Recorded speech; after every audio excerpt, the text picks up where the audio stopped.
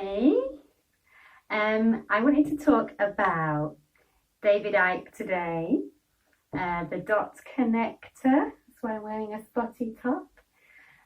Because it's sad but not surprising that his channel has been deleted from YouTube and I think Facebook, and I think he's already been banned from Twitter and things anyway. So it was really just a matter of time. But I'm sure that he will be on, different sites and things, and there's things popping up, all the time, like library and different ones. I don't know them all. I think the London Real Army are setting up one as well, or have set up one.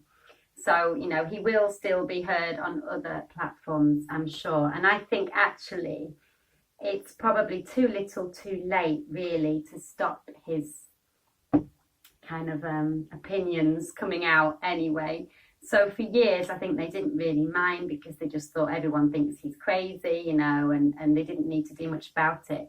But I think what we're seeing now is that you've only got freedom of speech if nobody's listening. So for me, I don't need to worry. No one's really listening to me. I can say whatever I want. They're not really probably going to care. But I think the more followers you have and the more subscribers you have, the more likely it is that you're going to, get silenced. And I think he was nearly at the million point. So it's interesting that. And also, I've noticed the last week or so, there've been YouTube adverts popping up for David Icke as well. And very professional looking adverts that he came across quite well, which he does normally if you listen to him. But, it was very well done, this advert. I got the feeling he's had a lot of money put into it. I think maybe somebody with a lot of money has started backing him, or, offering to pay for adverts and stuff. And I strongly suspect that's why they, decided they had to pull the plug, because it was going to get through to a lot of people, a lot more people, which it already has got through to a lot of people. And I know a lot of people that have listened to David Icke for years, who are like builders, electricians, not always the kind of people you'd imagine, quite ordinary type of people, and actually someone else I listen to who's does a site called the Dollar Vigilante, he's a similar type of person really, but comes at it from more a business kind of economic point of view. And he said that he'd had emails saying old ladies and people had been listening and sharing his videos and David Icke videos. And I just think that's brilliant, the idea of like old ladies who normally like knitting and stuff and going to church, and they're like sharing these kind of not the C word, these truth seeker kind of videos.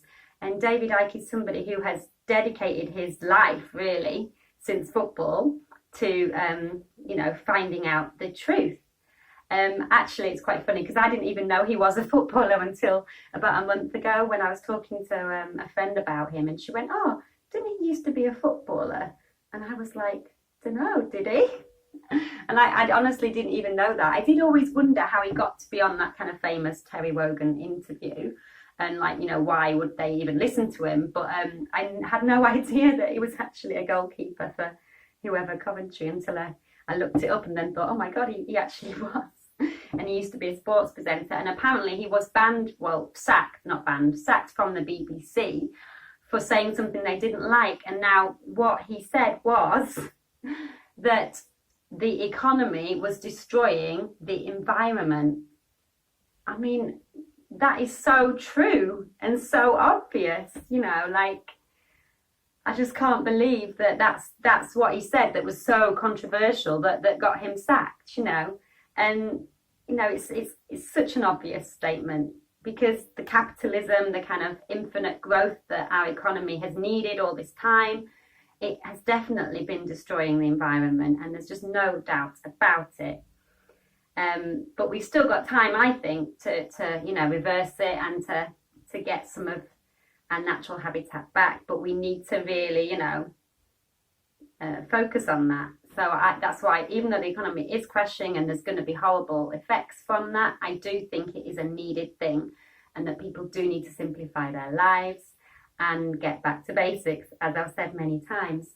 So yeah, I just wanted to say that. The other thing is he's famous for saying the theory of problem, reaction, solution, which I think is another thing that's so obvious, that we're being manipulated by these forces, including the media, which, they create this problem. And sometimes it's a real problem, which they exaggerate, or sometimes it may even be, a pretty much kind of made up thing, which they just scare everybody with, and then when there's this mass hysteria and people are in this fear, the solution will be something, that probably the people would not have accepted at all a year before.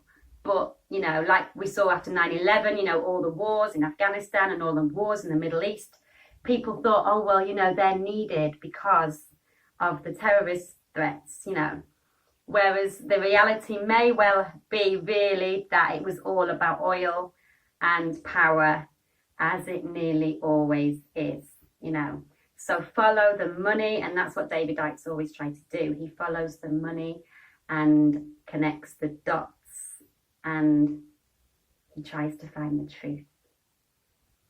And the truth will out in the end, and it is. The truth is being revealed.